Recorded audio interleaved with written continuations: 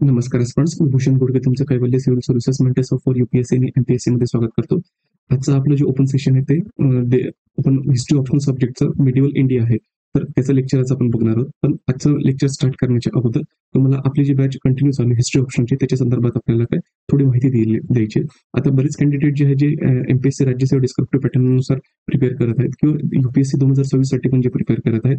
तर त्याच्यामध्ये काय आहे की बरेच कॅन्डिडेट आता काय ऑप्शनल त्यांनी चूज करायचे ते मार्गावर आहेत आणि काहींनी बऱ्यापैकी ऑप्शनल त्यांचा चूज केलेला आहे, पण त्यांना गायडन्स पाहिजे आहे. आणि अशापैकी ज्यांनी ऑप्शनल डिसाईड केलेलं आहे की ज्यांना हिस्ट्री ऑप्शनल घ्यायचं आहे, तर जे हिस्ट्री ऑप्शनल घेऊ इच्छितात अशा कॅन्डिडेटसाठी काय आपली बॅच असणार आहे, तर ती त्यांना हेल्पफुल राहू शकते.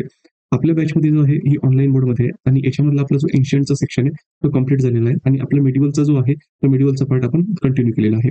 आणि आता जे कॅन्डिडेट्सला समजा हिस्ट्री ऑप्शनल घ्यायचं असेल आणि त्यांना गायडन्स हवी असेल, तर ते कॅन्डिडेट ही जी बॅच आहे ही बॅच तुम्ही जॉईन करू शकता.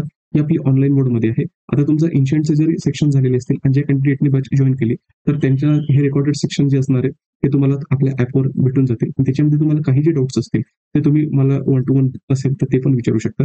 आणि त्यामध्ये त्याच्यानंतर जर आपण बघितलं की बॅच ही कंप्लीट कधीपर्यंत तुम्ही बऱ्याच कॅन्डिडेटचा क्वेश्चन असतो, तर तुमची जी बॅच असणार आहे ते मे एंडिंग पर्यंत ऑर ॲट मॅक्स 15 जून पर्यंत जो असणार आहे, तर तुमचा जो सिलेबस असेल ऑप्शनलचा हा व्यवस्थित कव्हर केला जाईल. या बॅचमध्ये जे आहे तर बायलिंग्वल आहे, म्हणजे इंग्लिश पण आहे, मराठी पण आहे.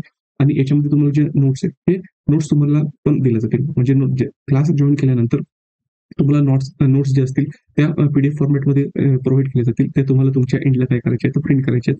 त्या मराठीमध्ये पण आहेत आणि इंग्रजीमध्ये पण आहे. तुम्ही जर क्लास जॉईन केला तर तुम्हाला दुसरं ऑप्शनचं काही वाचण्याची गरज पडणार नाही.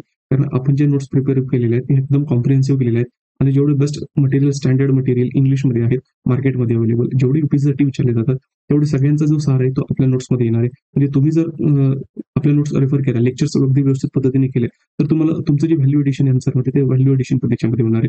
आता आपली जी टीचिंग आहे तर टीचिंग मेथडमध्ये ऑनलाईन पद्धतीमध्ये त्याच्यानंतर त्याच्यामध्ये सिलेबस जो प्रत्येक पॉईंट आहे हा व्यवस्थित कव्हर केला जातोय. तुमचे जे काही कन्सेप्ट अंडरस्टँडिंग आहे किंवा कन्सेप्ट बिल्डिंग आहे तर त्याच्यावर जास्त फोकस दिला जातोय. त्याच्यामध्ये नेसेसरी जे आपले एक्झामिनेशन साठी लागणारे फॅक्ट्स आहेत त्या फॅक्ट्सवर पण त्यावर भर दिला जातो. सगळ्यात महत्त्वाचं म्हणजे जेव्हा तुम्हाला आता ही जी एक्झाम आहे, मग एमपीएससी राज्यसेवा जे डिस्क्रिप्टिव्ह पॅटर्न असेल किंवा युपीएससीची, ही सगळी लिखाणासंदर्भात आहे. मग ऑप्शनच्या संदर्भात जेव्हा तुम्ही लिखाण करत आहात तर खरंच हिस्ट्री ऑप्शनचं जे उत्तर आहे हे कसं दिसायला पाहिजे, त्याच्यामध्ये कुठले डायमेन्शन असले पाहिजे आणि लिहित असताना ते डायमेन्शन तुमच्या उत्तरामध्ये कसे इन्कॉर्पोरेट केले पाहिजे, या संदर्भातल्या ज्या गोष्टी त्याच्यावर आपण फोकस करतो. म्हणजे प्रत्येक युनिट जे आहेत त्याचं ते युनिट झाल्यानंतर युपीएससीची मेन्स हिस्ट्री ऑप्शनचे जेवढे क्वेश्चन येऊन गेले आतापर्यंत म्हणजे मागच्या 45 वर्षामध्ये 1989 पासून ते जवळपास 2024 पर्यंत, तर ते सगळे क्वेश्चन जे असेल ते आपण डिस्कस करतो, जेणेकरून कॅन्डिडेटला त्याच्यामध्ये म्हणजे संदर्भ लागला पाहिजे की क्वेश्चन कसा विचारलाय, त्याला इंटरप्रिटेशन कसं करायचं, कुठले डायमेन्शन हे उत्तरामध्ये असले पाहिजे आणि त्याच्यानंतर उत्तर हे कसं लिहिलं पाहिजे. त्याच्यामध्ये तुम्हाला काही उत्तर जे असतात ते हाताने मी सरळ ऑनलाईन याच्यामध्येच तुम्हाला लिहून दाखवतो आणि ते डायमेन्शन कसे इन्क्लूड करायचे ते देखील सांगतो. म्हणजे तुम्हाला काय येतं की लक्षात येतं की म्हणजे रायटिंग करायची असेल तर ही कशा पद्धतीने झाली पाहिजे. आणि सगळ्यात महत्त्वाचं म्हणजे जर आपण कॉन्सेप्ट पूर्ण सिलेबस कव्हर करतोय, स्टँडर्ड मटेरियल तुमच्याकडे अवेलेबल आहे, जे नोट्सच्या स्वरूपात असतील आणि त्याच्यानंतर तुमचे कॉन्सेप्ट बिल्ड होत आहेत लेक्चरमध्ये आणि प्रिव्हियस इयर जे क्वेश्चन झालेले आहेत युपीएससीचे मागच्या 45 ते 46 वर्षामध्ये ते जर कव्हर झाले, तर तुमचा जो सिलेबस आहे हिस्ट्री ऑप्शनचा हा फुलफिल होतोय आणि तुम्ही एक्झामिनेशनमध्ये का मॅक्सिमम मार्क्स जे असतील हे तुम्ही त्या ठिकाणी गेन करू शकता. ते तुमच्या कॉम्पिटेटिव्ह पेक्षा तुमच्याकडे नेहमी काय असणार आहे, तर जास्त एज असणार आहे. म्हणजे तुम्ही नेहमी त्या ठिकाणी काय राहणार तर वर चढ राहणार आहात. मग आता त्याच्यामध्ये तुम्हाला जर काही डाऊट असेल तर तुम्ही मला आपला जो नंबर आहे 9511900488, तुम्ही याच्यावर मला काय करू शकता तर संपर्क साधू शकता. आता ह्या बॅच संदर्भात तुम्हाला अजून डेमो लेक्चर्स बघायचे असतील ते आपल्या या युट्यूब चॅनलवर पण अवेलेबल आहे. तुम्ही जर हिस्ट्री ऑप्शनची जर प्लेलिस्टमध्ये गेला तर त्याच्यामध्ये काही लेक्चर्स अवेलेबल, नाहीतर तुम्ही आपले ऍप डाउनलोड करा आणि त्या ऍपची जी लिंक आहे डिस्क्रिप्शन बॉक्समध्ये दिलेली आहे युट्यूबच्या. त्याच्यामध्ये ते ऍपमध्ये तुम्हाला जे काही सॅम्पल नोट्स आहेत म्हणजे आपल्या पहिल्या युनिटचे नोट्स आहेत ते बघायला मिळतील. त्याचबरोबर त्याच्यामध्ये पहिलं जे युनिट आहे आपलं हिस्ट्री ऑप्शनचं, तर ते ॲज अ ओपन सेशन म्हणून काय ते आपण त्या ठिकाणी ठेवलेलं आहे. तुम्ही ते बघून जे असेल तर लेक्चर्स डिसाईड करू शकतात की तुम्हाला बॅच जॉईन करायची किंवा त्याच्यामध्ये अजून काही तुम्हाला ॲडव्हान्समेंट काही हवी असेल तर तुम्ही आम्हाला काय करू शकता तर सजेस्ट करू शकता. पुन्हा ज्यावेळेस महत्वाचं म्हणजे काय की आपला फोकस एवढं सगळ्या गोष्टी कव्हर करत असताना म्हणजे कशावर फोकस आहे की तुम्ही एक्झामिनेशन हॉलमध्ये ज्यावेळेस जाताय तर 3 तासामध्ये क्वेश्चन कसाही आला तर तुमच्याकडनं अगदी व्यवस्थित पद्धतीने डील झाला पाहिजे आणि तुम्ही मॅक्सिमम जे मार्क्स असतील ते ऑप्शनमध्ये कव्हर केले पाहिजे. आणि याच्यामध्ये आपण टेस्ट सिरीज पण दिलेली आहे. याच्यामध्ये 4 सेक्शनल टेस्ट आहेत आणि त्याच्यानंतर 2 फुल लेग टेस्ट आहेत. या 4 सेक्शनल टेक्स्टमध्ये काय एन्शियंट, मेडिवल, मॉडर्न इंडिया आणि मॉडर्न वर्ल्ड हिस्ट्री या प्रत्येकाच्या एक सेक्शनवर होणारे आणि 2 फुल लेंथ टेक्स्ट जे असतील म्हणजे सेक्शन पेपर 1 आणि पेपर 2 हिस्ट्री ऑप्शनल असेल त्याच्यावर एक टेस्ट होणार आहे. आणि फक्त एवढंच नाही तर तुम्ही प्रत्येक युनिट झाल्यानंतर तुम्हाला काही प्रॅक्टिस आन्सर्स पण दिले जातात. ते प्रॅक्टिस आन्सर तुम्ही लिहून पाठवल्यानंतर त्याच्यावर तुमच्याकडे तुम्हाला काय दिला जातो तो फीडबॅक पण दिला जातो. तर जेणेकरून काय होणार की तुमचे जे प्रिपरेशन होणार हिस्ट्री ऑप्शनचं हे अगदी कॉम्प्रिहेन्सिव्ह पद्धतीने काय झालं पाहिजे हे रेडी झालं पाहिजे. म्हणजेच तुमचं ऑप्शनल पण कव्हर होतोय. GS1 मधलं हिस्ट्री असेल तर तुम्हाला हिस्ट्री कव्हर होते. म्हणजे हिस्ट्रीचं तुमच्याकडे अंडरस्टँडिंग असणार आहे अनालिटिकल वेचं याचा तुम्हाला बाकीच्या सब्जेक्टमध्ये देखील फायदा पडणार आहे. म्हणजे जर तुम्हाला हिस्ट्री व्यवस्थित समजला तर तुम्हाला सोसायटी व्यवस्थित समजते. त्याच्यानंतर तुम्हाला जर वर्ल्ड हिस्ट्री व्यवस्थित समजलं असेल तर तुम्हाला आयर व्यवस्थित समजतात. तुम्हाला वर्ल्ड हिस्ट्री व्यवस्थित समजलं असेल आयर समजलं तर सिक्युरिटी व्यवस्थित समजू शकते. त्याच्यानंतर हिस्ट्रीमध्ये ज्यावेळेस आपण शिकतो जे काही पॉलिटिकल थिंकर्स असतील किंवा जे लीडर्स असतील त्याचा जो यूज आहे तो यूज तुम्ही एथिक्समध्ये करू शकता. आणि एसे लिहित असताना जो हिस्टॉरिकल बॅकग्राऊंड आहे तो हिस्टॉरिकल बॅकग्राऊंडचा पण त्या ठिकाणी तुम्ही काय तर यूज करू शकता. तर आता मित्रांनो तुम्हाला पुन्हा एक सांगतो की काही डाऊट असल्यास तर तुम्हाला जर बॅच संदर्भात अजून काही माहिती हवी असल्यास तर तुम्ही आपलं टेलिग्राम चॅनल आहे तर त्याला देखील जॉईन करू शकता. तिथे तुम्हाला देखील अपडेट्स मिळतील, तिथे ब्राउचर मिळेल आणि त्या टेलिग्राम चॅनलची जी लिंक आहे ती डिस्क्रिप्शन बॉक्समध्ये दिलेली आहे. आणि तुम्हाला माझ्याशी कॉन्टॅक्ट साधायचा असेल आमच्याशी तर 9511900488 हा जो नंबर आहे याच्यावर तुम्ही मला काय करू शकता तर संपर्क साधू शकता. 9511900488. तर आता आपण आपलं हिस्ट्री ऑप्शनचं जे काही ओपन सेशन आहे मेडिवल इंडियाचं ते आपण आता स्टार्ट करूया. पण जो मेडिवल इंडियाचा पार्ट स्टार्ट केलेला आहे हिस्ट्री ऑप्शनचा तो आपण कंटिन्यू करणार आहोत. ऑलरेडी आपण प्रारंभिक मध्ययुगीन भारत आहे तो कव्हर केलेला आहे आणि दिल्ली सल्तनतचा जो काळ आहे त्याला सुरुवात केली.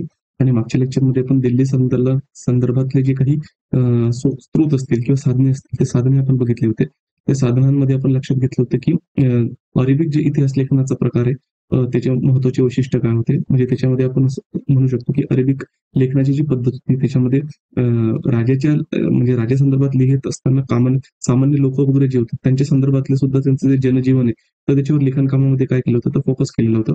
आणि ऑब्जेक्टिव्हिटी फार मेंटेन केली होती म्हणजे वस्तुनिष्ठता कशावर कारण सुरुवातीला जे आपण प्रॉफिट मोहम्मदांचे जे काही सेंग्स आहेत त्या ऍज अ कुराण म्हणून ज्यावेळेस त्या एकत्रित किंवा संकलित करण्यात आल्या होत्या तर संकलित करत असताना त्यावेळेस सुरुवातीला फार कष्ट झाले की ऍक्च्युली म्हणजे प्रॉफिट मोहम्मद यांनी जे सांगितलेले करेक्ट सेंग्स कुठले होते त्यांचं जे करेक्ट म्हणणं होतं ते काय होतं त्याच्यामुळे काय ती वस्तुनिष्ठता आहे ती वस्तुनिष्ठता त्याच्यामध्ये दिसते. आणि त्याच्यानंतर शेवटच्या याच्यामध्ये लक्षात येते की काही वेळेस हे जे अरेबिक इन्फ्लुएन्स आहे तर त्यांनी पण जे काही राजेशाहीच्या दृष्टिकोनातून जे इतिहास लेखन असेल त्याच्यात पण त्यांनी केलेलं आहे. त्यानंतर आपण जे पर्शियन इतिहास लेखन आहे तर त्याचाही एक ट्रेंड बघितला होता. खास करून पर्शियन इतिहास लेखनामध्ये आपण लक्षात घेतलं होतं की जे इतिहास लेखन झालेलं आहे ते प्रामुख्याने म्हणजे सल्तनतच्या दृष्टिकोनातून झालेलं आहे किंवा राजाश्रय मिळवण्याच्या दृष्टिकोनातून झालेलं आहे. आणि फार क्वचित ठिकाणी जे काही असेल तर आपण म्हणू शकतो की जे काही सामान्य जनजीवन असेल त्याच्या संदर्भात ते रेफरन्सेस दिलेले आहेत. त्याच्यामध्ये जर असेल तर समकालीन जे काही जे सुफी संत होते तर सुफी संतांचे पण फार कमी प्रमाणात त्या ठिकाणी आपल्याला रेफरन्सेस आढळतात. म्हणजे असं आपण अरेबिक सोर्सेस म्हणतो किंवा अरेबिक स्रोत म्हणतो तर त्याच्यामध्ये प्रामुख्याने आपण लक्षात घेतलं होतं की मोहम्मद गझनी सोबत जे आले होते त्याच्यामध्ये त्यांनी अल-बरुनी त्यांनी किताबुल हिंद हा जो काही ग्रंथ आहे तो ग्रंथ लिहिलेला होता. त्याच्या अगोदर जर आपण बघितलं तर बगदादचा जो ट्रॅव्हलर होता किंवा व्यापारी होता अल-मसुदी पण भारतात आला होता. त्याचं जे अकाउंट आहे ते पण अरेबिक अकाउंट कन्सिडर केलं जातं.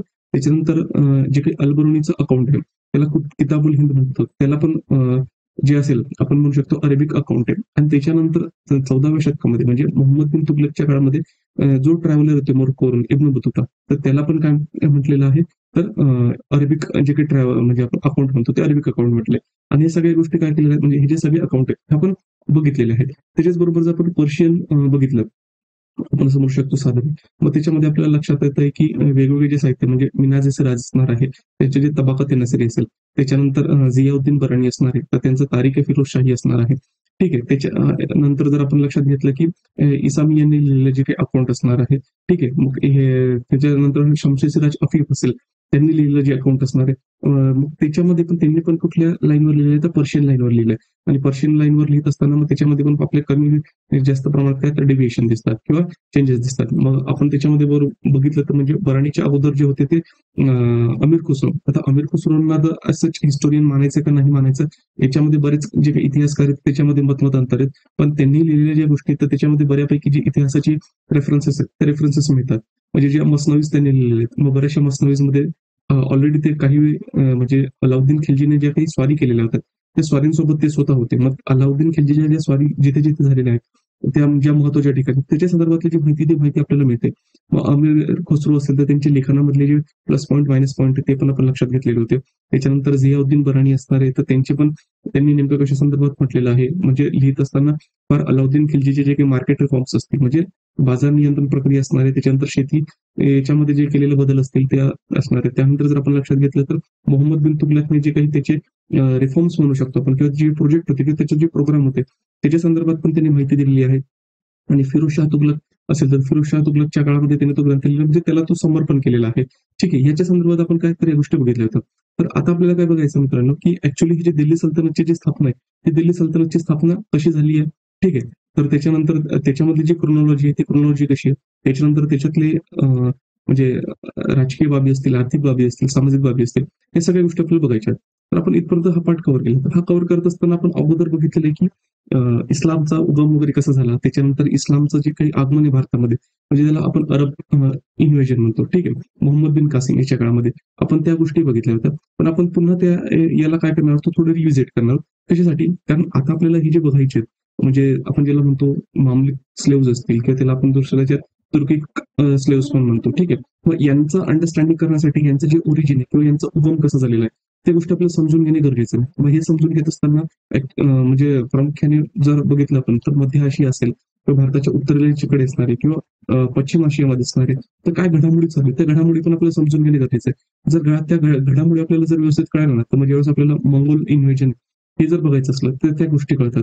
त्यानंतर जर आपल्याला त्याच्यानंतर ज्यावेळेस आपण बघू की बाबर वगैरे हे ज्यावेळेस म्हणजे मुघलांच्या काळामध्ये येणार ते कशा पद्धतीने येणार म्हणजे हे जर फॉरेन जे आपण समजू शकतो आउटसाइड ऑफ इंडिया जर आपण जरा ओव्हरव्ह्यू घेतला तर त्याचं पण आपल्याला काय होणार आहे तर समजण्यासाठी मदत होणार आहे. तर त्याच्यामुळे आपण आता काय करणार आहोत की इस्लामचा उगम वगैरे कसा झाला काय झाला ते ऑलरेडी आपण बघणार आहोत. पण त्याचे लिंकेजेस लागले पाहिजे म्हणून त्याचे जे ब्रीफ म्हणजे अकाउंट असेल किंवा ब्रीफ डिस्कशन असेल ते आपण काय करणार तर घेणार आहोत. तर मग आता आपण ज्यावेळेस लक्षात घेतो मित्रांनो की इस्लामचा उदय ठीक आहे. आता आपल्याला माहिती आहे की इस्लामचा उदय असणारे हा 7व्या शतकाच्या सुरुवातीला झालेला आहे. ठीक आहे. प्रॉफेट मोहम्मद आहेत तर यांना काय आहे तर गॅब्रिएल यांनी जे काही अल्लाहचा मेसेज आहे तो अल्लाहचा मेसेज दिलेला आहे आणि त्यांना लोकांपर्यंत जे अल्लाहचा जो मेसेज असेल तो पुरवण्याला सांगितलेला आहे. ठीक आहे. मग त्यांचं जर आपण बघितलं की म्हणजे अरेब पेनिन्शुला म्हणजे हा जो पार्ट आहे अरब पेनिन्शुला तर याच्यामध्ये इस्लाम येण्याच्या अगोदर जर आपण बघितलं तर खास करून काय होतं की पश्चिमेकडे जर आपण या ठिकाणी बघितलं तर बिझंटाईन एम्पायर आहे आणि इकडे जर वेस्ट एशियामध्ये जर होतं तर ससनीद एम्पायर आहे. आता हे जे ससनीद एम्पायर आहे याचा बेस कुठून ओरिजिन होतोय तर पर्शियामधून ओरिजिन होतोय. मग त्याच्यानंतर आपण लक्षात घेतलं की एक जवळपास प्रॉफिट मोहम्मद जे असणार ठीक आहे प्रेषित मोहम्मद तर त्यांना काय आहे की एक म्हणजे ते जवळपास काय तर ध्यान करतायत एका गुफेमध्ये आणि त्यांना जो इस्लामचा मेसेज आहे तो इस्लामचा मेसेज मिळतोय. म्हणजे जवळपास 610 मध्ये त्यांना काय होतंय की इस्लामचे जे टीचिंग्स आहेत त्या कळतायत आणि त्याच्यानंतर ते काय करतायत तर त्यांचे जे टीचिंग्स आहेत त्या स्प्रेड करतायत. मग ते स्प्रेड करत असताना सुरुवातीला त्यांचा जो बेस होता तो पुन्हा काय आहे तर मक्का आणि मक्केच्या ठिकाणी आपण अगोदर बघितलं होतं की इस्लामचा राईज होण्याच्या अगोदर सुद्धा त्या ठिकाणी काय होतं तर वेगवेगळ्या ट्राईब्स होत्या. ठीक आहे. ह्या ज्या वेगवेगळ्या ट्राईब्स होत्या तर ते अगोदर पण काय होतं तर मूर्तीपूजक होते आणि वेगवेगळ्या मूर्तीपूजक असताना आपापसात कुठले जे कबीले आहेत तर त्यांच्यामध्ये संघर्षही व्हायचा आणि प्रामुख्याने त्यांची जी जीवनशैली होती ती कशाच्या बेसिसवर चालायची तर व्यापार वगैरे असेल किंवा पशुपालन असेल तर त्याच्या बेसिसवर. मग ज्यावेळेस आपण असं म्हणू शकतो की प्रॉफेट मोहम्मद यांनी टीचिंग म्हणजे इस्लामची टीचिंग द्यायला सुरुवात केली तर सुरुवातीला त्यांना काय व्हायला लागला तर आजूबाजूने जो असेल तो ऑपोजिशन व्हायला लागला. ऑपोजिशन कशामुळे की म्हणजे त्यांच्या व्यापारामध्ये असेल किंवा त्यांच्या देवाच्या संदर्भात असेल तर ते ऑब्स्ट्रक्शन्स येतात म्हणून. मग त्याच्यानंतर काय आहे त्यांचं जे मुक्काम असेल ते कुठे हलवत आहेत तर मदिनाला हलवतात. या सगळ्या गोष्टी आपण ऑलरेडी बघितलेल्या आहेत. मग पुढे त्यांचे जे फोर्स वगैरे असतील तर ते कन्सोलिडेट करतायत तर लोकांना जे असेल तर ते जमवत आहेत त्यांचा इन्फ्लुएन्स इन्क्रीज होतोय. इन्फ्लुएन्स इन्क्रीज होत होत मग हळूहळू नंतर काय करतायत ते की with the help of force ते पुन्हा कुठे येतात तर मक्केकडे येतात नंतर मक्केमध्ये राहतात. मग ते तोपर्यंत जर आपण बघितलं म्हणजे प्रॉफिट मोहम्मद यांच्या कार्यकाळामध्ये जर आपण लक्षात घेतलं जवळपास हा जो अरब पेनिन्शुलाचा पार्ट आहे या अरब पेनिन्शुलाच्या पार्टमध्ये काय असणार म्हणजे अरब द्वीपकल्प एवढा भागामध्ये काय की आपण असं म्हणू शकतो की इस्लामचा जो प्रसार वगैरे ना तो त्या ठिकाणी काय केलेला आहे तर झालेला आहे. म्हणजे असा थोडा पार्ट आहे मक्का मेदिना या ठिकाणी आणि हा जो थोडा पार्ट आहे इकडे तर ओमनचा वगैरे तर तिकडच्या ठिकाणी पण काय झालेलं आहे तर इस्लामचा वगैरे स्प्रेड होत असताना आपल्याला दिसतं. आणि त्यानंतर प्रॉफेट मोहम्मद यांची डेथ होते. तर डेथ झाल्यानंतर तिथे कोणी त्यांनी सक्सेसर वगैरे काही अपॉइंट केलेलं नाही. सक्सेसर अपॉइंट नाही केलेलं आहे. त्याच्यामध्ये काय होतंय, की मग खलिफाची जी सिस्टम आहे, ती खलिफाची सिस्टम त्या ठिकाणी काय होते, तर सुरुवात होते. मग खलिफा सिस्टम जी सुरुवातीची खलिफा सिस्टम आहे, तिला म्हटलं गेलं राशिदून खलिफत. मग राशिदून खलिफतचा काय होतो, तर राईटली गाइडेड खलिफा. म्हणजे जे इस्लाम धर्माला योग्य पद्धतीने गाईड करतील असे जे 4 खलिफा होऊन गेले आणि ज्यांची सर्वसामान्य मान्यता आहे इस्लाम याच्यामध्ये, तर त्यांना काय म्हटले गेले, तर राशिदून खलिफत. हे पण आपण बघितलं होतं, की राशिदून खलिफत कसे होते. पहिले म्हणजे अबू बकर. आता अबू बकर हे एल्डर होते ज्यावेळेस प्रॉफेट मोहम्मद हे गेल्यानंतर आणि प्रॉफेट मोहम्मद यांच्या जवळचे देखील होते. म्हणून अबू बकर त्या ठिकाणी येतात. अबू बकर यांचे ज्यावेळेस डेथ होते त्याच्यानंतर उमर येतात. उमर झाल्यानंतर त्याच्या उस्मान किंवा उथमान पण म्हटलं गेलेलं आहे. आणि उथमान यांची डेथ झाल्यानंतर त्या ठिकाणी अली जे म्हणजे प्रॉफेट मोहम्मद यांचे कझिन पण लागतात आणि त्याच्यानंतर ते जावई पण लागतात. मग ते पण काय आलेलं आहे या ठिकाणी, तर आपण असं म्हणू शकतो की खलिफत झालेले आहे. म्हणजे खलिफा ते बनलेले. आता मग या खलिफाच्या काळामध्ये काय की जवळपास जर अगोदर बघितलं की जो इस्लामचा जो म्हणजे आपण म्हणू शकतो प्रसार हा फक्त अरब पेनिन्शुलाच्या संदर्भात होता. नंतर तो कुठे होतोय, पूर्ण अरब पेनिन्शुलामध्ये जातोय. त्याच्यानंतर जो पश्चिम आशिया, तर पश्चिम आशियामध्ये जात आहे. त्याच्यानंतर ठीक आहे, इकडे जर बघितलं तर हे मेडिटेरियन सी आहे आणि हा जो म्हणजे भूमध्य सागर आणि भूमध्य सागराच्या पूर्वेकडे जरी आपण बघितलं तर म्हणजे आता जर सिरिया, जॉर्डन वगैरे हा जो पार्ट आहे तिथपर्यंत पण ते आलेला आहे. त्याच्यानंतर जिकडे जर आपण बघितलं तर इजिप्तच्या पार्टमध्ये आलेला आहे आणि आफ्रिकेचा जो उत्तरेकडचा भाग आहे आणि उत्तरेकडचा भाग येत असताना आपण इकडे जर बघितलं तर इकडे इंडिया म्हणजे भारत आहे. तर भारतापर्यंत ते पण आलेलं आहे आणि इकडचा जो पार्ट आहे हा म्हणजे सेंट्रल एशियाचा पार्ट. तर सेंट्रल एशिया म्हणजे मध्य आशिया. तर मध्य आशियापर्यंत पण ते काय तर आलेले आहेत. मग त्याच्यानंतर जे आलेले आहेत अलीनंतर, तर अलीनंतर येते उमय्यद खलीफ. आता हे उमय्यद खलीफ म्हणजे काय, मुआविया. आता हे मुआविया कोण होते, तर हे सिरियावरून गव्हर्न करत होते. पण ऍक्च्युअली ज्यावेळेस अली ची काय झालेली तर हत्या झालेली, तर त्याच्यानंतर काय झालेली तर आपण असं म्हणू शकतो जे उमय्यद खलीफ आहे, ते उमय्यद खलिफाचं इस्टॅब्लिशमेंट झालेली आहे. मग उमय्यद खलीफ मध्ये जर आपण लक्षात घेतलं तर म्हणजे इस्लामचा जो प्रसार आहे तो मॅक्सिमम जर आपण लक्षात घेतलं तर उमय्यद खलीफ यांच्या कार्यकाळामध्ये काय झालेलं आहे. मग आता यांच्या कार्यकाळामध्ये जर तुम्ही लक्षात घेतलं तर ऑलरेडी ते इथपर्यंत तर होते. म्हणजे सिरियन रिजन वगैरे असतील, अर्मेनिया हे आयबेरियन्स वगैरे काही असणार आहे. त्याच्यानंतर आपण म्हणू शकतो मध्य आशियाचा पार्ट आहे. इकडे इंडिया आहे. इंडियाचा सिंधपर्यंत आले. जे ऑलरेडी आपण लक्षात घेतलं होतं की ज्यावेळेस मोहम्मद बिन कासिम भारतामध्ये आलेला होता, अरबांचं इन्व्हेजन झालं होतं, ते ऑलरेडी आपण काय केलं होतं तर बघितलं होतं. त्याच्यानंतर जर इस्लामीकडे बघितलं तर आपण लक्षात येतं की आफ्रिकेचा पूर्ण उत्तरेकडचा जो भाग आहे इकडे मोरोक्को वगैरे जो असणार आहे तिथपर्यंत ते आलेला आहे. आणि त्याच्यानंतर तिकडे जर आपण बघितलं तर स्पेन पोर्तुगलचा जो रिजन आहे युरोपमध्ये, तर तिथपर्यंत जो इस्लामचा जो प्रसार आहे तो इस्लामचा प्रसार त्या ठिकाणी काय होत असताना आपल्याला दिसतोय. आता हे झाल्यानंतर पुन्हा जर तुम्हाला इथं बघितलं की म्हणजे सुरुवातीला यांचा जो होता प्रॉफेट मोहम्मद यांचा जो इन्फ्लुएन्स होता, एरिया ऑफ इन्फ्लुएन्स हा एवढा होता. ज्यावेळेस ते हयात होते तेवढ्या कार्यकाळामध्ये. त्याच्यानंतर इकडे थोडा ओमनचा पार्ट वगैरे. त्याच्यानंतर काय आहे की राईटली गायडेड जे केलं आपण राशिदून खलिफत म्हणतो. तर राशिदून खलिफतच्या कार्यकाळामध्ये काय पूर्ण अरब पेनिन्शुला जो असेल तो इस्लामच्या इन्फ्लुएन्समध्ये येतोय. आणि त्याच्यानंतर जर आपण बघितलं तर जे काही उमय्यद खलीफ आहे, तर उमय्यद खलीफच्या अंडरमध्ये जो आपण मोठा एरिया एक्सटेंडेड एरिया आहे, तो एक्सटेंडेड एरिया तिथपर्यंत येतोय. आणि त्याच्यानंतर उमय्यद खलीफ नंतर काय, की उमय्यद खलीफमध्ये पण म्हणजे इंटरनल आपण असं म्हणू शकतो की कन्फ्लिक्ट क्रिएट होतात. तर ते कन्फ्लिक्ट कशामुळे, कारण उमय्यद खलीफमध्ये काय ते एकदम एक्स्ट्रावॅगंट लाईफस्टाईल जगतायत. म्हणजे फार आपण म्हणू शकतो की चैनीच्या पद्धतीने जगत आहेत. आणि त्याच्यानंतर जर बघितलं तर त्यांनी प्रत्येक ठिकाणी स्वतःचे जे काही जवळचे असतील तर त्यांना अपॉइंट केलेलं आहे. आणि खलिफाही अपॉइंट करत असताना त्यांनी जसं काही ती सिस्टम त्यांची परंपरागत पद्धत आहे आणि वडिलांकडून मुलाकडे किंवा एका घरातून दुसऱ्या म्हणजे त्याच घरामध्ये ही जी काही खलिफाची सिस्टम आहे ती त्यांनी कंटिन्यू करण्याचा प्रयत्न केला. मग बाकीचे जे काही म्हणजे आता इथे लक्षात घेतलं की इस्लामचं स्प्रेड होते. म्हणजे अगोदरचे काही सगळेच लोक काही इस्लामिक नव्हते, त्यांनी इस्लाम काय केलं तर ऍक्सेप्ट केलं. मग हे जे काही इस्लामिक होते पण ते नॉन अरेबिक होते, तर त्यांना पण काय तर इनइक्वालिटी वगैरे फेस करावी लागते. मग इनइक्वालिटी फेस करत असताना मग जे काही उमय्यद खलीफ आहे, तर उमय्यद खलीफमध्ये त्या अगेन्स्टमध्ये बरेचसे जे काही आहेत तर आपण समजू शकतो की कॉन्फ्लिक्ट क्रिएट होतात. आणि अलींच्या पर्यंत तर शिया आणि सुन्नी हा जो वाद आहे तो वाद त्या ठिकाणी झालेला होता. मग त्या ठिकाणी शियांना देखील वाटायचं की जो खलीफ असणार आहे हा खलीफ कोणाच्या फॅमिलीचा बिलॉंग असला पाहिजे, तर तो बिलॉंग असला पाहिजे प्रॉफिट मोहम्मद असेल त्यांच्या फॅमिलीचा.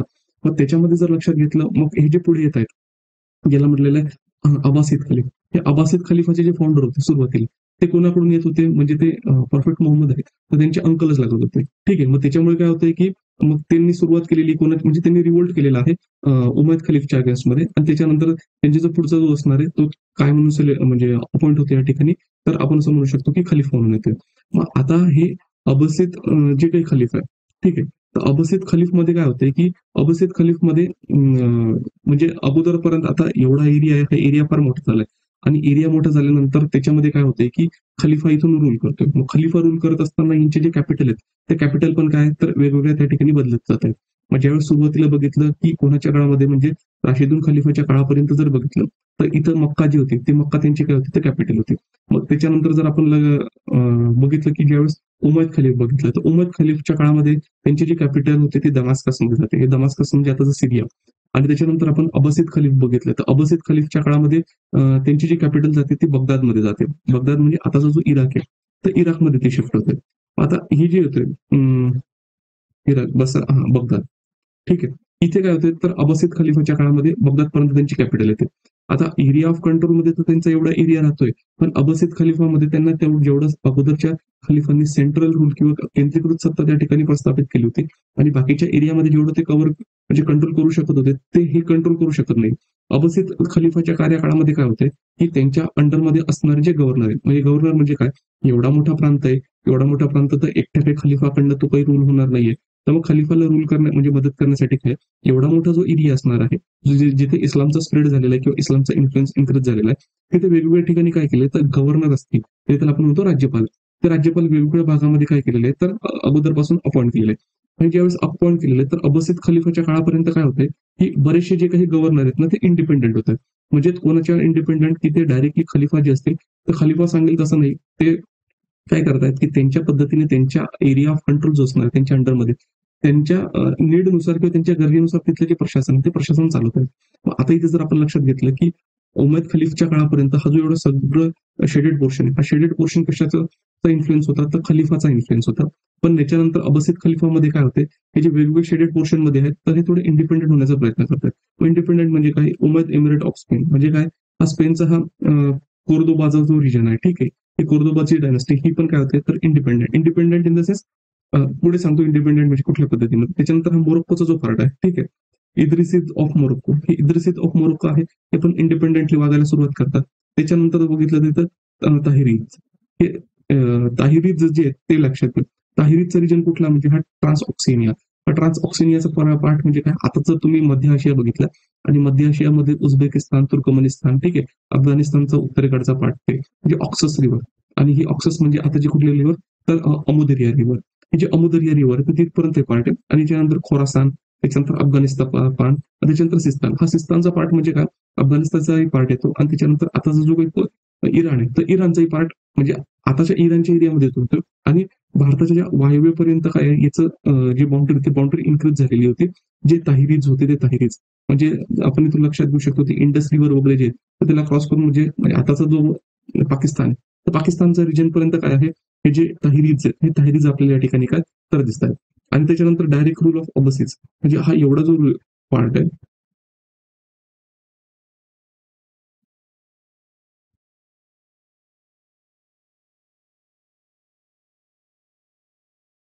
तर एवढा पार्ट काय डायरेक्टली अबसिसच्या कंट्रोलमध्ये येतो. आता अबसिसच्या कंट्रोलमध्ये येत असताना ज्यावेळेस इंडिपेंडेंटली वागतात, तर इंडिपेंडेंटली वागत असताना यांच्यामध्ये आता म्हणजे असं म्हणू शकतात की सिस्टम अशी इव्हॉल्व होते. सिस्टम इव्हॉल्व होत असताना की अबसिद खलिफाच्या कॉन्टेक्स्टनुसार की हे जे काही म्हणजे रूलर्स असतील किंवा गव्हर्नर्स असतील, हे गव्हर्नर्स किंवा राज्यपालांनी काय करायचंय की आला म्हणजे हा जो अब्बासिद खलिफा आहे, तर अब्बासिद खलिफाचं जे काही नाममात्र आपण असं म्हणू शकतो की कंट्रोल आहे, तो कंट्रोल एक्सेप्ट करायचा. म्हणजे आता जर आपण लक्षात घेतलं, की उमय्यद खलीफ पर्यंत काय होतं? उमय्यद खलीफ पर्यंत जर खलिफा हा कोण होता? तर इस्लामचा सर्वोच्च जो काही धर्मोपदेशक असणारे किंवा आपण त्याला म्हणू शकतो, तिथला जो काही धार्मिक विधीमधला महत्वाचा जो व्यक्ती असेल, तो जो ज्येष्ठ व्यक्ती असणार आहे हायरार्कीमध्ये, तर तो सगळ्यात मोठा कोण होता? तर खलिफा होता. ठीक आहे. हा खलिफा कशा पद्धतीने कार्य करत होता? एक म्हणजे त्याचं काम धार्मिक पण होतं. धार्मिक कुठल्या अर्थाने? कारण तो इस्लामचा जो आहे तो हेड होता आणि त्याच्यानंतर राजकीय पण आहे. मग राजकीय म्हणजे कुठल्या दृष्ट्या? की अगोदर तो वेगवेगळ्या ठिकाणचे जे गव्हर्नर त्या गव्हर्नर पण काय करायचं? अपॉइंट करायचा. आता अब्बासिद खलिफाच्या काळापर्यंत काय की ऑलरेडी जे गव्हर्नर त्या ठिकाणी होते ते इंडिपेंडेंटली वागायला सुरुवात केली. म्हणजे खलिफाची जी काही राजकीय पॉवर आहे ती राजकीय पॉवर काय होत गेली? तर कमकुवत होत गेली. मग कमकुवत होत गेली तर मग खलिफा आणि यांच्यामध्ये सिस्टम अशी इव्हॉल्व झाली, की खलिफा फक्त काय करणार आहे, की हे जे गव्हर्नर आहे, त्या गव्हर्नरला मान्यता दिली. मान्यता देत असताना हे जे काही गव्हर्नर, तर गव्हर्नर काय करतील, की खलिफाला जे असतील तर इस्लामचा धार्मिक प्रमुख मान्य करतील. पण राजकीय बाबतीमध्ये जे असणार आहे ते स्थानिक लेव्हलला त्यांच्या पद्धतीने जे कार्य आहे किंवा त्यांचं जे ॲडमिनिस्ट्रेशन आहे किंवा प्रशासन त्या ठिकाणी काय करतील, तर बघत असतील. म्हणजे थोडक्यात काय, की त्यांना बॅकिंग मिळण्यासाठी किंवा त्यांची सत्तेला वैधता मिळण्यासाठी सपोर्ट कोणाचा गरजेचा आहे? खलिफाचा गरजेचा आहे. आणि जो धार्मिकरित्या त्यांचं जे काही इस्लामचा रूल आहे, तर तो त्याला काय देईल, तर मान्यता देईल. पण प्रशासकीय दृष्ट्या जर आपण लक्षात घेतलं, तर त्या ठिकाणी ते काय राहतील, तर ते स्वायत्त राहतील. म्हणजे अशी सिस्टम या ठिकाणी काय झाली, तर इव्हॉल्व होत गेली. म्हणजे अब्बासिद खलिफाच्या काळामध्ये हे जे सगळे डिफरंट आपण म्हणू शकतो गव्हर्नर आहेत, हे गव्हर्नर काय होतात, तर इंडिपेंडेंटली वर्क करतात. म्हणजे पॉलिटिकल सिस्टम किंवा राजकीय बाबतीमध्ये. पण धार्मिकरित्या ते कोणाच्या अंडरमध्ये आहेत, तर खलिफा. ठीक आहे. म्हणजे त्याला आपण असं म्हणू शकतो ना, की फक्त एक नाममात्र जो प्रमुख आहे, तो नाममात्र प्रमुख या ठिकाणी काय राहतो, तर खलिफा या ठिकाणी राहत आहे. मग आता हे झालं. मग आपण असं म्हणू शकतो, ही जो ताहिरीद डायनास्टी आहे, ही ताहिरीद डायनास्टी. पुन्हा ही जी ताहिरीद डायनास्टी आहे, तर याच्या एवढ्या म्हणजे रिजनमध्ये पण काय बरेचसे त्या ठिकाणी काय दिसते, तर डायव्हर्सिटी दिसते. मग आता ही जी डायव्हर्सिटी दिसते, ही डायव्हर्सिटी दिसत असताना त्या ठिकाणी लक्षात येते, की यांच्या अंडरमध्ये असणारे म्हणजे आपण असं म्हणू शकतो, की जी काही ताहिरीद डायनास्टी आहे, ही ताहिरीद डायनास्टी, आता एवढं ताहिरीद डायनास्टी लक्षात ठेवा, कारण इंडियाच्या सराउंडिंगला आहे आणि इथून आपल्याला बऱ्याचशा गोष्टी पुढे समजायला कामात पडतील. ठीक आहे. पार्ट मध्य आशियामध्ये पण आहे, पाकिस्तानमध्ये आताच पाकिस्तान, अफगाणिस्तान आणि आपण समजू शकतो, की पर्शिया किंवा इराणमध्ये पण आहे. मग ही जी ताहिरीद डायनास्टी, ही ताहिरीद डायनास्टी पण नंतर काय होते, तर ब्रेक होते. आणि ब्रेक झाल्यानंतर इथे ही सामनिद डायनास्टी आणि हे सफरीद डायनास्टी. मग आता इथे तुम्ही बघाल, की हा जो रिजन, तो इथून पण पुन्हा कोण रूल करतंय, जे काही अब्बासिद खलीफा आहेत, ते अब्बासिद खलीफ रूल करतात. आणि वेगवेगळे जे काही गव्हर्नर आहेत, ते गव्हर्नर काय होतात, तर त्या ठिकाणी एक्झिस्टमध्ये येतात. मग जसं ताहिरीद डायनास्टी वीक झाल्यानंतर त्या ठिकाणी कुठली आलेली, तर सामनिद.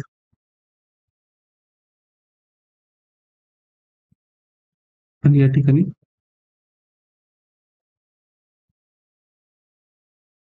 सफरीद. आता ही जर सामान्य डायनास्टी बघितली, पुन्हा इथे तुम्हाला लक्षात येईल, की हा जो काही आपण असं म्हणू शकतो, की अफगाणिस्तानचा जो पार्ट आहे, तो त्याच्यामध्ये येतोय.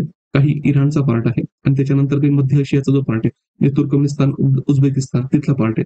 आणि सफरीद डायनास्टीमध्ये जर इथं बघितलं, तर या ठिकाणी हा जो पाकिस्तानचा पार्ट आहे, तो पाकिस्तानचा, त्याच्यानंतर अफगाणिस्तानचा पार्ट आणि इकडे जो काही पर्शियाचा पार्ट आहे किंवा इराणचा पार्ट आहे, हा इराणचा पार्ट पण त्याच्यामध्ये येतोय.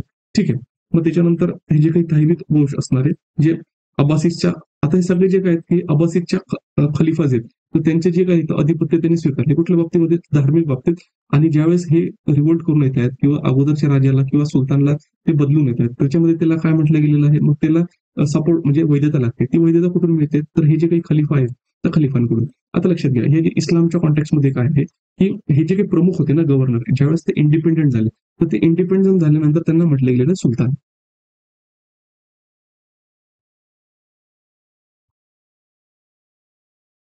ठीक आहे. सुलतान म्हणजे काय? याच्यामध्ये आपण लक्षात घेऊ शकतो, की हा जो आहे तर राजकीय दृष्ट्या जो एखाद्या एरिया आहे किंवा एखादा रिजन आहे, त्याचा तो काय राहणार आहे? तर प्रमुख राहणार आहे. ठीक आहे. तिथलं त्याला पूर्ण प्रशासन चालवण्याचा जो अधिकार आहे, तो अधिकार जो असणार आहे, तर त्याच्याकडे असणार आहे. म्हणजे प्रशासन. मग याच्यामध्ये कुठलं प्रशासन आलं? मग त्याच्यामध्ये आपण कर महसूल गोळा करायचा असेल, ॲडमिनिस्ट्रेशनच्या बाबतीमध्ये जर आपण बघितलं तर मिलिटरी आहे, ज्युडिशियल आहे. या सगळ्या गोष्टी म्हणजे काय, तर तो त्या ठिकाणी फक्त काय राहतोय, तो स्वायत्तता म्हणून काम करतोय. फक्त सुलतान म्हणजे काय, की धार्मिक बाबतीमध्ये असेल किंवा प्रशासकीय बाबतीत फक्त आपण त्याला म्हणू शकतो नावासाठी. त्याचा जो हेड आहे, तो हेड कोणाला कन्सिडर करतोय, तर खलिफाला कन्सिडर करतोय.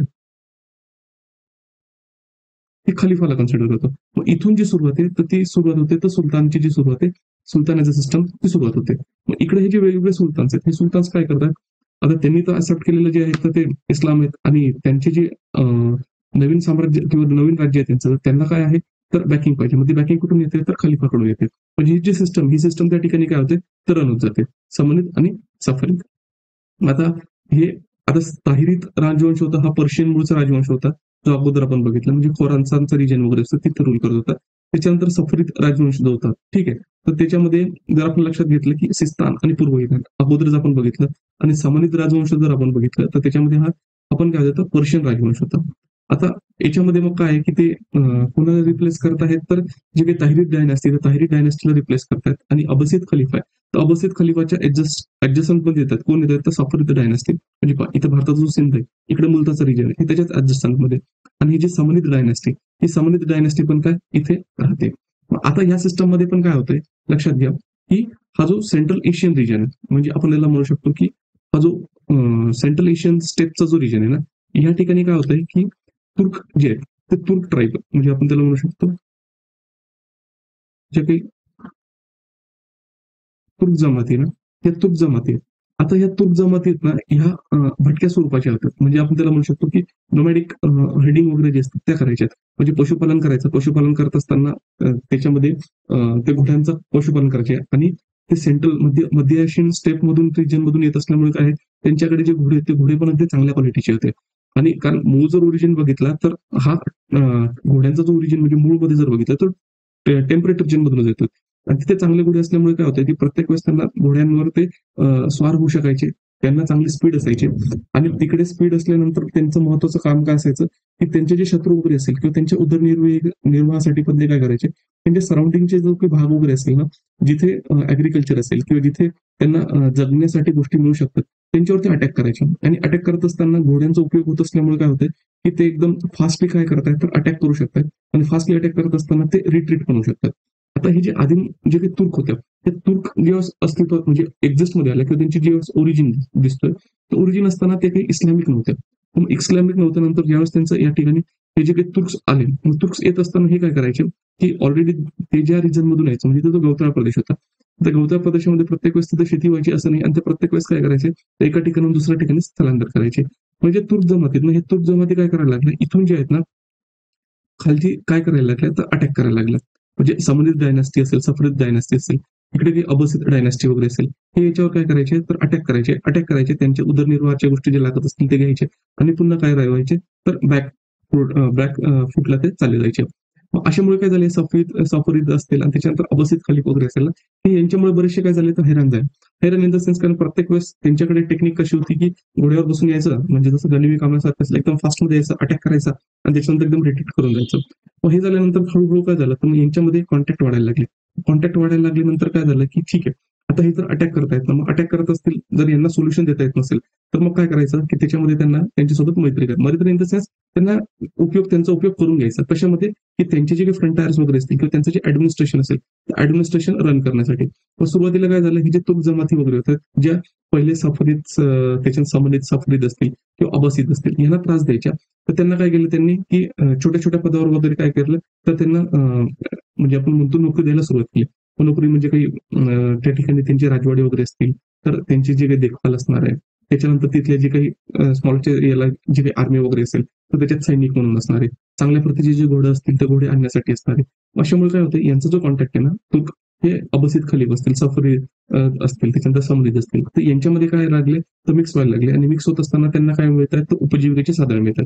आणि उपजीविकेचे साधन मिळत असताना मग काय त्यांचा इस्लाम बरोबर कॉन्टॅक्ट आला आणि इस्लाम बरोबर कॉन्टॅक्ट आल्यानंतर ते काय होतात, जे काही तुर्क यांच्यासोबत कॉन्टॅक्ट मध्ये आले अबसिद खलिफा वगैरे सफरीद असतील किंवा संबंधित यांच्यासोबत आणि त्यांनी मग त्याच्यानंतर काहींनी काय केलं त्याच्यामध्ये तर इस्लाम स्वीकारला.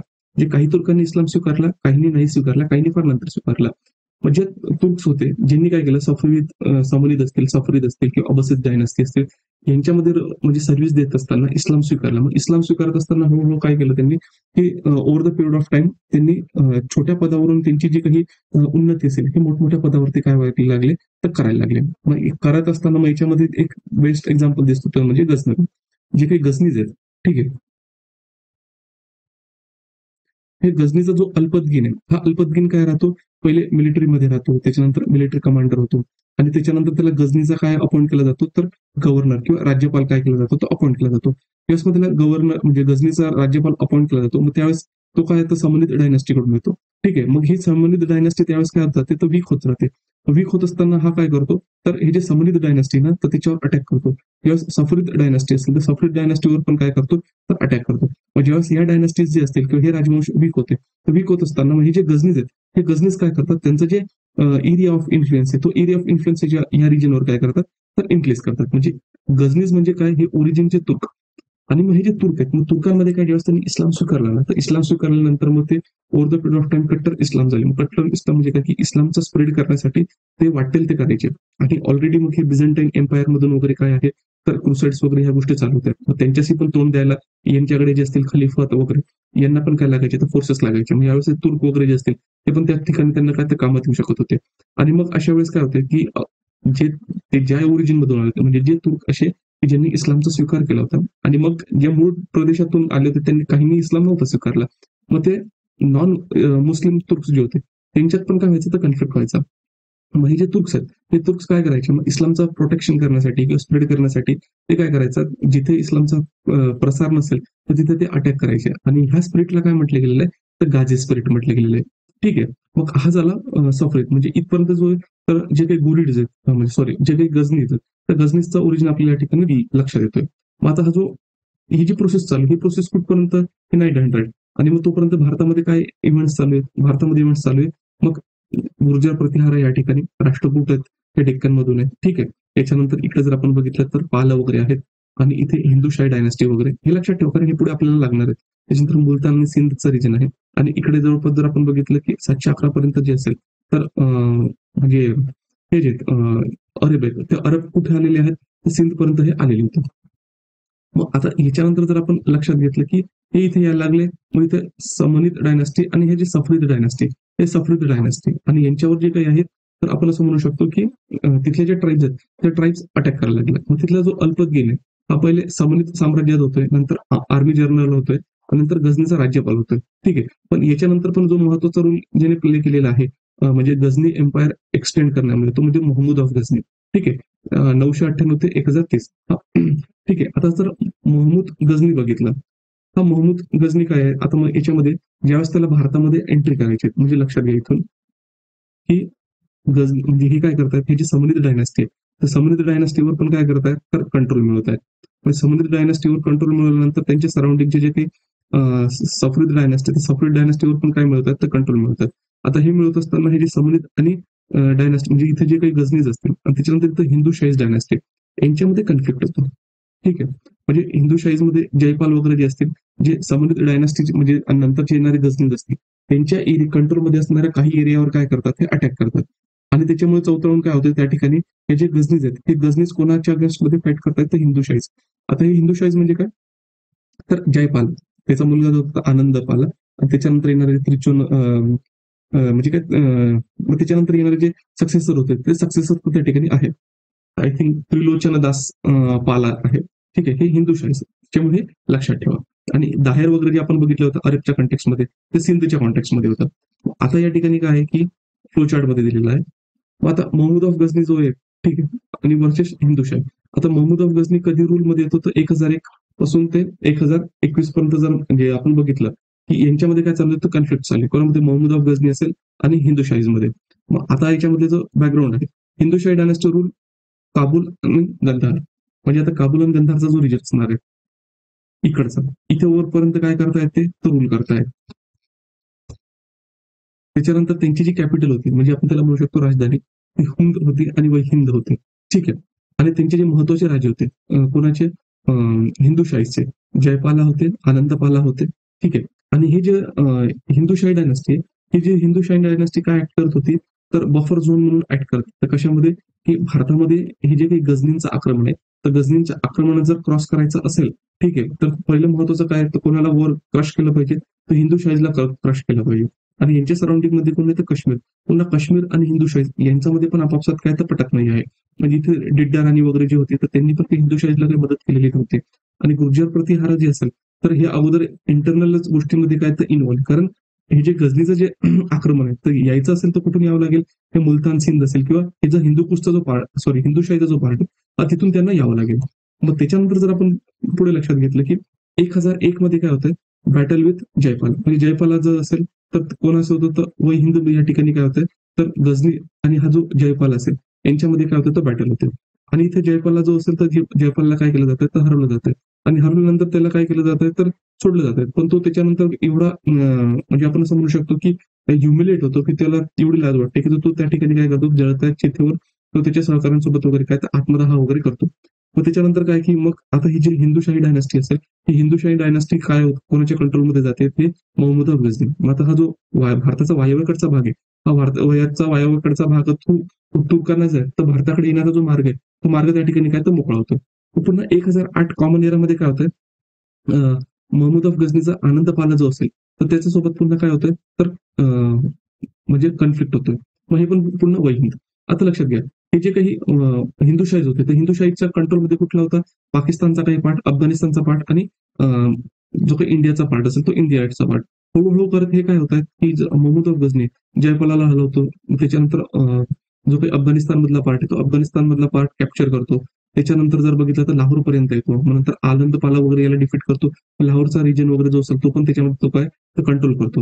मग त्याच्यानंतर ही काय जे काही हिंदू कॉन्फेडरसी आहे ह्याच्यामध्ये काय होतं तर डिफीट होतं. मग त्याच्यानंतर काय होतं की elephant panic led to caves म्हणजे वहिंद अनेक्स बाय मोहम्मद. म्हणजे असं वाटतं की आनंदपाल वगैरे पडला किंवा त्याच्यामध्ये मग काय कन्फ्युजन क्रिएट होतं आणि त्याच्यानंतर काय ते हरतात. आणि मग त्याच्यानंतर 1009 ते 1021च्या दरम्यान मध्ये काय की आनंदपालानंतरचे येणारे महत्वाचे आपण म्हणू शकतो की जे काही हिंदुशाही डायनास्टीचे रूलर होते हे म्हणजे त्रिचुलन पाला जो असणार आहे यांनी पण काय दिलं तर कंटिन्युअसली ते अगेन्स्ट लढाई देण्याचा प्रयत्न केला महमूद अफ गझनी आणि त्याच्यासाठी ते काय करतात तर बाजूचं जे काश्मीर आहे तर काश्मीरच्या एरियामध्ये एंट्री करतात आणि काश्मीरच्या एरियामध्ये एंट्री केल्यानंतर तिथून तिथले जे काही स्थानिक राज्य वगैरे असतील तर त्यांच्या थ्रू ते काय करतात तर मदत मिळवण्याचा प्रयत्न करतात. पुन्हा गझनी काय करतो तर महमूद अफ गझनी हा पुन्हा काश्मीर जो असेल तर काश्मीरवर पण काय करतो तर स्वारी करतो. पण तिथलं जे हवामान आहे ते हवामान त्याला फेवरेबल राहत नाही आणि त्याच्यामुळे तो त्या ठिकाणी काय तर सक्सेड होत नाही. मग याच्यामुळे काय होतं की इव्हेंच्युअली 1100 म्हणजे 1021 पर्यंत जे असेल ही जी हिंदुशाही डायनेस्टी असेल ही हिंदुशाही डायनेस्टी कोणाच्या कंट्रोलमध्ये येते तर ती कंट्रोलमध्ये येतं आपण असं म्हणू शकतो जे काही गझनी असतील ती गझनींच्या कंट्रोलमध्ये जी असेल ही पूर्ण हिंदुशाही जी डायनेस्टी असेल इथपर्यंत म्हणजे आपण लाहोर पर्यंत जो काही पार्ट वगैरे असणार मुलतान राहुलचा जो पार्ट असणार तो कोणाच्या कंट्रोलमध्ये येतोय तर हे जे महमूद ऑफ गझनी तर महमूद ऑफ गझनीच्या कंट्रोलमध्ये येतं. इथं बघा हे इथे सफरीद डायनेस्टी इथे समलिद डायनेस्टी इथून जे येणारे आहेत तर जे महमूद अफ गझनी आणि इथे म्हणजे हे जे हिंदुशाहीज आहे हे हिंदुशाहीज आणि सपोर्टिंग म्हणजे ऍडजस्टंट काय तर काश्मीर पण काश्मीर मधून त्यांना पाहिजे तसं त्या ठिकाणी सपोर्ट मिळतोय का तर मिळत नाही. मग ज्यावेळेस इथपर्यंत तो येतोय मग इथपर्यंत येत असताना तिथला जो लाहोरचा जो पार्ट आहे गझनवीचा तो ज्यावेळेस तो कंट्रोल करतोय तर कंट्रोल करत असताना 1015 पर्यंत आपल्याला लक्षात येतंय की हे जे अगोदर गुर्जर प्रतिहार आहे तर गुर्जर प्रतिहारांचं काय होतंय त्या ठिकाणी एक 9व्या शतकापर्यंत ते डिक्लाइन होते आणि डिक्लाइन होत असताना त्यांचे जे सक्सेसर आहेत म्हणजे आपण असं म्हणू शकतो त्यांच्या नंतर येणारे जे राजे ते पण गुर्जर प्रतिहार पण राजपूत होते पण यांचे जे सामंत होते ते पण काय होतं तर इंडिपेंडेंट होत. मग इंडिपेंडंट होत असताना आपल्या ठिकाणी लक्षात येतं की अजमेरचा जो एरिया आहे तर इथे चौहान म्हणजे पृथ्वीराज चौहान ज्यांच्याबद्दल आपण म्हणजे बऱ्याचशा गोष्टी ऐकलेल्या असतात आणि त्याच्यानंतर चंदबरदाईमध्ये ज्यांच्या संदर्भात लिहिलेलं आहे आणि तराईचं पहिलं आणि दुसरं युद्ध ज्यांनी लढलं होतं ते म्हणजे पृथ्वीराज चौहान असतील. त्याच्यानंतर जर बघितलं हरियाणा आणि दिल्लीचा जो भाग आहे तिथे तोमर डायनास्टी होती ते तोमर राजवंश होतं. त्याच्यानंतर हे जे गहडवार होते हे म्हणजे पूर्वेकडचा जो उत्तर प्रदेश आहे हे तिकडचं यांच्या एरिया लक्षात राहू द्या म्हणजे पुढे ज्यावेळेस आपण लक्षात घेणार आहे की हे दिल्ली सल्तनत कशा पद्धतीने एक्सपांड होते हे तुम्हाला लक्षात आलं पाहिजे. त्याच्यानंतर बुंदेलखंडचा जो रिजन आहे तर बुंदेलखंडच्या रिजन मध्ये राहतात ते चंदेलाच. त्याच्यानंतर हा जर आपण मालवाचा रिजन म्हणजे मध्य प्रदेशचा वगैरे पार्ट बघितला त्या ठिकाणी मालवा तिथं परमार्स रूल करतात. त्याच्यानंतर हा जो मेवाडचा जर पार्ट बघितला म्हणजे राजस्थानचा आणि गुजरातचा काही पार्ट त्याच्यामध्ये येतोय तिथे गोहिल्स आणि सिसोदियाज राहतात आणि गुजरातचा जो पार्ट आहे तर गुजरातच्या पार्टमध्ये सोलंकीज किंवा चालुक्यज असते चालुक्यज या ठिकाणी काय करतात तर रूल करत आहे. मग त्याच्यानंतर ज्यावेळेस महमूद अफ गझनी हा भारतामध्ये येतो तर असं म्हटलं जातं जवळपास त्याने 17 वेळेस जे आहेत तर भारतावर काय केले तर आक्रमण केले आणि त्याचं जे 16वं आक्रमण होतं हे सोमनाथ मंदिर जे होतं सोमनाथ मंदिरमध्ये होतं.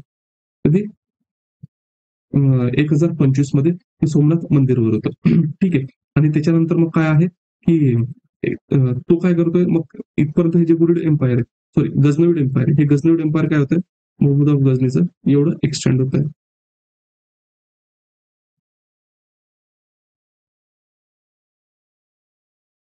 जे ऑलरेडी आपण बघितलेलं आहे. हे यांच्या सराउंडिंगला म्हणजे आपण म्हणू शकतो यांच्या वायव्येला हे सेल्जुक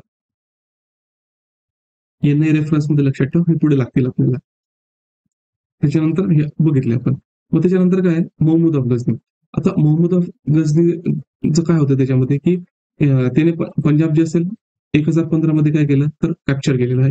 त्याच्यानंतर त्याने काय इंडियन जे सबकॉन्टिनेंट आहे तिथपर्यंत तो काय करतोय तर म्हणजे गझनीचं जे रूल आहे ते गझनीचं रूल त्याच्यापर्यंत येत आहे. त्याच्यानंतर गंगा व्हॅली जी असणार आहे आणि राजपुतानाचा जो एरिया आहे त्याच्यात पण त्यांनी काय केलेलं आहे तर स्वाऱ्या केल्या जसं मी तुम्हाला म्हटलं की जवळपास त्याने 17 स्वाऱ्या ज्या आहेत त्या 17 स्वाऱ्या भारतामध्ये केल्यात आणि त्याचा मेन पर्पज काय होता तिथली प्लंडर लंडारविंद इथली जी काही आपण असं म्हणू शकतो संपत्ती भारतातली, ती पूर्ण संपत्ती भारतातली त्याला मिळवायची होती. आणि त्याला वायव्येकडचे म्हणजे आपण असं म्हणू शकतो की मध्य भारता म्हणजे मध्य आशियामध्ये जे एक्सपान्शन करायचंय, तर मध्य आशियामध्ये त्याला जो प्रॉब्लेम फेस होतोय, इकडून तुर्क्स किंवा सेल्जुक्स वगैरे असतील, त्यांना फेस करण्यासाठी त्याला काय लागते, तर फंडिंग लागते. ती फंडिंग काय येणार आहे, तर तिकडून येणार आहे. मग त्याच्यानंतर काय आहे की fought Seljuk in central Asia. जसं मी तुम्हाला सांगितलं की हे जे सेल्जुक बरोबर ते काय तर मध्य आशियामध्ये पण काय करतायत, तर फायटिंग करतात. आणि ही जी बॉर्डर ही बॉर्डर पोरस आहे आणि इथे यांच्या अगेन्स्ट जर लढायचं असेल तर त्याला काय लागतोय, तर संपत्ती लागते. ही संपत्ती कुठून मिळवतोय तो, तर भारतामधून मिळवतोय. ठीक आहे. मग आता काय आहे की महमूदची जी डेथ आहे ती 1030 मध्ये होते आणि त्याचं जे महमूद डायनास म्हणजे आपण म्हणू शकतो गझनी डायनास्टी ही 1000 म्हणजे 1190 पर्यंत राहते. 1030 आणि 1190 इथे महमूद ऑफ गझनीची डेथ होते आणि 1190 पर्यंत काय हे गझनी जे एम्पायर आहे किंवा गझनी किंगडम आहे त्याचं काय तर एक्झिस्टन्स राहतं. मग आता याच्यानंतर जे जे आलेले सक्सेसर आहे म्हणजे त्याच्यानंतर आलेले जे काही रूलर्स आहेत महमूद ऑफ गझनी नंतर ते वीक राहतात आणि वीक झाल्यामुळे काय होतंय की गझनी एम्पायर जे असेल त्याला काय होतं तर प्रॉब्लेम्स फेस करावे लागतात आणि डिक्लाइन तिथली जी काही ऱ्हासाची सुरुवात आहे ना ती ऱ्हासाची सुरुवात त्या ठिकाणी सुरुवात होते. मग मग काय होतंय की ज्यावेळेस महमूद ऑफ गझनी 1030 मध्ये त्याची डेथ होते. त्याच्या 10 वर्षानंतर 1040 मध्ये गझनवीला काय करावं लागतंय की दंडकानन नावाचं जे काही युद्ध आहे ते सेल्जुक्स बरोबर होतंय.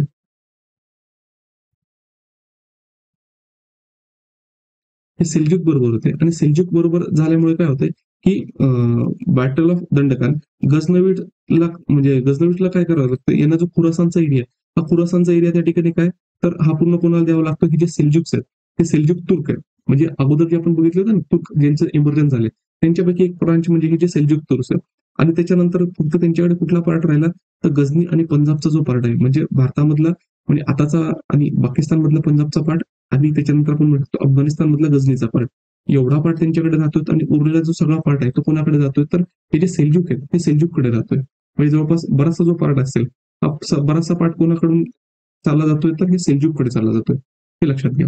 त्याच्यानंतर मग काय की याच्यानंतरचे जे काही आपण असं म्हणू शकतो की म्हणजे सेल्जुक्स येत आहेत. मग सेल्जुक्स हे म्हणजे dominant power in central Asia and Iran म्हणजे म्हणजे सेंट्रल एशिया आणि इराणचं म्हणजे मध्य आशिया आणि इराणमध्ये सेल्जुक जे हे Seljuk as a important power म्हणून काय होतं तर एक्झिस्ट मध्ये येतात. मग एक्झिस्ट मध्ये येत असताना त्यांचे डायरेक्टली काही कॉन्टॅक्ट आपण असं म्हणू शकतो भारतापर्यंत येत नाही तर त्यांच्यामध्ये अजून बफर झोन राहते ते म्हणजे जो गझनीचा जो पार्ट असणार आहे तो गझनीचा पार्ट म्हणजे इथे जर तुम्ही बघू शकता इथे जे सेल्जुक एम्पायर आहे हे सेल्जुक एम्पायर आणि इथे हा जो गझनवीडचा पार्ट आहे हा गझनवीचा पार्ट उरलेल्या रिमेनिंग पार्ट मध्ये जे आहे हे जे सेल्जुक आहे हे सेल्जुक काय करत आहेत तर त्यांचं जे कंट्रोल आहे हे कंट्रोल त्या ठिकाणी मिळवत आहे.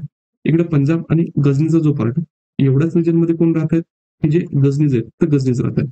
आता सेल्जुक एम्पायर पण पुन्हा काय की यांच्यामधली असणारे जे काही म्हणजे राज्यपाल असतील over the period of time जेव्हा सेल्जुक साम्राज्य असेल ते पण काय होतं तर कमकुवत होतं. तर कमकुवत होत असताना मग त्यांच्यामध्ये असणारे जे काही आपण असं म्हणू शकतो की हे असतील म्हणजे राज्यपाल असतील किंवा त्यांच्या अखत्यारीत काम करणारे असतील तर ते काय करतात तिथली जागा ऑक्युपाय करतात. ऑक्युपाय करत असताना खास करून या ठिकाणी जे सेल्जुक्स इथपर्यंत येतात तर इथून येत असताना खॉरिझम एम्पायर मधले म्हणजे तिथले हे मंगोलांचे अगोदरचे म्हणजे जे काही तुर्क्स वगैरे असतील हे तुर्क आहेत खॉरिझम वगैरे पण. मग आता जे सेल्जुक्स आहेत हे सेल्जुक्स कोण होते हे तुर्किश सुन्नी होते ठीक आहे जे पॉवर मध्ये आलेले होते. त्याच्यानंतर ओगझू तुर्किट ट्राईब होते. हे तुर्किट ट्राईब जे होते तुर्क ट्राईब त्याच्यामध्ये वेगवेगळे कबिले होते आणि त्या कबिल्यापैकी हे ओगझूज नावाचे जे काही कबिला असेल तर त्याला बिलॉंग करायचे सेल्जुक. त्याच्यानंतर हे काय झालेले आहेत की हे सुन्नी इस्लाममध्ये कन्वर्ट झाले जसं त्यांचा इस्लामिक रिजन बरोबर कॉन्टॅक्ट यायला लागला आणि त्यांनी कुठल्या एरियामध्ये रूल केले मध्य आशिया इराण इराक अनातोलिया अनातोलिया म्हणजे आताचा जो काही टर्कीचा पार्ट आहे तर टर्कीचा पार्टला अनडिफिटेड गझनवीड इन ईस्ट इराण म्हणजे म्हणजे आपण असं म्हणू शकतो पूर्वेकडचा जो इराण आहे म्हणजे ज्याला आपण दंडा कानून नावाचं जे प्लेस आहे त्या ठिकाणी जे बॅटल होतं त्या बॅटलमध्ये काय होतं हे जे गझनवीड आहेत हे गझनवीड काय होत आहेत तर आपण असं म्हणू शकतो की डिफीट होत आहेत. मग आता हे जे डिफीट झालेले आहेत मग त्याच्यामध्ये काय यांच्या कंट्रोलमध्ये पण असणारे दोन एम्पायर आपल्याला या ठिकाणी दिसतील किंवा अगोदर छोट्या स्मॉल डायनेस्टी दिसतील. एक म्हणजे ख्वारिझम आणि दुसरं म्हणजे जे दिसणार तर गुरिड.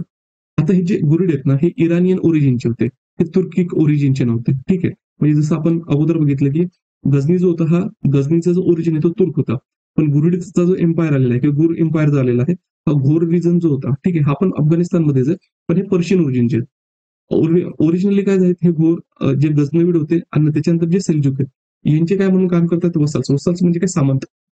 म्हणजेच काय की जिथे युद्ध वगैरे होत असेल त्या ठिकाणी त्यांच्यासोबत जाणे, युद्धात भाग घेणे आणि तिथला राज्यपाल ज्या पद्धतीने सांगेल त्या पद्धतीचे कामं करणे. त्याच्यानंतर यांनी काय केले की तुर्किक मिलिटरी सेवा म्हणून त्यांनी पण काय केलेलं आहे त्यांना युज केलेलं आहे. ठीक आहे. मग आता याच्यामध्ये अलाउद्दीन हुसेन असणार आहे. मग यांनी काय केलेलं आहे आपण म्हणू शकतो जे गुरिड डायनास्टी ते गुरिड डायनास्टी इस्टॅब्लिश करण्याचा प्रयत्न केलाय. म्हणजे सुलजूक वगैरे वीक होत आहे त्यावेळेस. आणि मग त्याच्यानंतरचा जो महत्वाचा रूलर असणार तो म्हणजे मोहम्मद घोरी. जो आपल्याला काय करायचं तो पुढे बघायचा आहे. आता मग हे मोहम्मद घोरी ज्यावेळेस एमर्ज होत आहेत सेल्जुक यांच्या एरियामध्ये आणि इराणच्या पाठजवळ तर ते काय करत आहेत की 1151 पर्यंत जर बघितलं तर गझनीत बळबाई गुरिड म्हणजे काय 1151 पर्यंत गझनीचा जो पार्ट वगैरे असेल हे जे काही गुरिड्स असतील त्यांनी त्याला काय केलेलं आहे तर बर्न केलेलं आहे. 1173 पण असेल तर यांच्या अंडरमध्ये असणारा म्हणजे आपण असं म्हणू शकतो की गझनवीडच्या अंडरमध्ये असणारा जो गझनीचा पार्ट आहे तो पण कोणाच्या अंडरमध्ये जातो तर तो जातो गुरिडच्या अंडरमध्ये. त्याच्यानंतर 1190 पर्यंत जो पार्ट बघितला हा जो पंजाबचा पार्ट आहे हा पण कोणाच्या अंडरमध्ये जातो तर आपण म्हणू शकतो की हे जे गुरिड आहेत ते गुरिडच्या अंडरमध्ये. आणि यांचा जो पॉवर आहे म्हणजे गझनवीडचा ते कुठपर्यंत राहते फक्त लाहोरचा जो पार्ट आहे तो लाहोरच्या पार्टमध्ये हे जे गझनवीड आहेत हे गझनवीड फक्त काय राहतात ते सीमित होऊन राहतात. आता मग याच्यानंतर झाल्यानंतर जेव्हा सेल्जुक डिक्लाइन होते it led to the Khwarazm independence. Seljuk weak झाल्यानंतर मग काय ख्वारिझम एम्पायर. आता हे लक्षात घ्या आपल्याला हे पुढे लागतील. मग आता हे जे काय अगोदर सेल्जुक लोकांचे कोण होते तर सामंत होते. ठीक आहे. आणि त्याच्यानंतर मग काय इन खुरासानचा रिजन असेल ट्रान्स ऑक्सिनिया आणि पर्शियाचा रिजन. आता खुरासानचा रिजन म्हणजे काय की मध्य आशिया म्हणजे उझबेकिस्तान तुर्कमेनिस्तान हा जो ट्रान्स ऑक्सिनियाचा रिव्हर आहे म्हणजे आता त्यावेळेसची ऑक्सस रिव्हर आणि आताची अमुद रिव्हर आणि पर्शिया म्हणजे आता जो इराण असेल एवढ्या भागातून त्यांनी काय केलेलं आहे तर रूल केलेला आहे. त्यांच्यामधले महत्वाचे जे लीडर होते ते म्हणजे अल्लाउद्दीन मोहम्मद आणि त्याच्यानंतर जलालुद्दीन मकबरनी. आता जलालुद्दीन मकबरनीचा रेफरन्स आहे आपल्याला कुठे येणार आहे ज्यावेळेस आपण मंगोल पॉलिसी डिस्कस करू तर मंगोल पॉलिसी डिस्कस करत असताना जलालुद्दीन म्हणजे ज्यावेळेस चंगेज खान आहे हा चंगेज खान काय करतो हे जे ख्वारिझम एम्पायर आहे त्या ख्वारिझम एम्पायरला काय करणार आहे डिस्ट्रॉय करणार आहे जवळपास 1220 पर्यंत. तर त्यावेळेस हा जलालुद्दीन मकबरनी इंडियामध्ये आणि त्यावेळेस मग तिथल्या दिल्ली सुलतानची काय पॉलिसी असणार आहे ते बघण्यासाठी आपल्याला या गोष्टी बघायच्या. आणि जवळपास 13व्या सेंचुरी पर्यंत काय की याची जी डेथ आहे म्हणजे डिक्लाइन आहे ते डिक्लाइन या ठिकाणी होते. कोणाचं तर ख्वारिझम एम्पायर. तर ख्वारिझम एम्पायर पण लक्षात घ्या. आणि त्याच्यानंतर मग आपल्याला कुठे दिसतात तर गुरिड एम्पायर. गुरिड एम्पायर मध्ये बघितलं अगोदर आपण बघितलं की मग हे जे गुरिड एम्पायर मग याच्यामध्ये मोहम्मद बिन साम असेल हे त्याला आपण म्हणू शकतो मोहम्मद गौर असणार आहे. तर याचे मग कन्फ्लिक्ट आहेत हे भारतातील जे काही लीडर्स आहेत किंवा आपण म्हणू शकतो त्यावेळेस तत्कालीन राजे त्या तत्कालीन राजांबरोबर याचे जे कन्फ्लिक्ट आहेत ते कन्फ्लिक्ट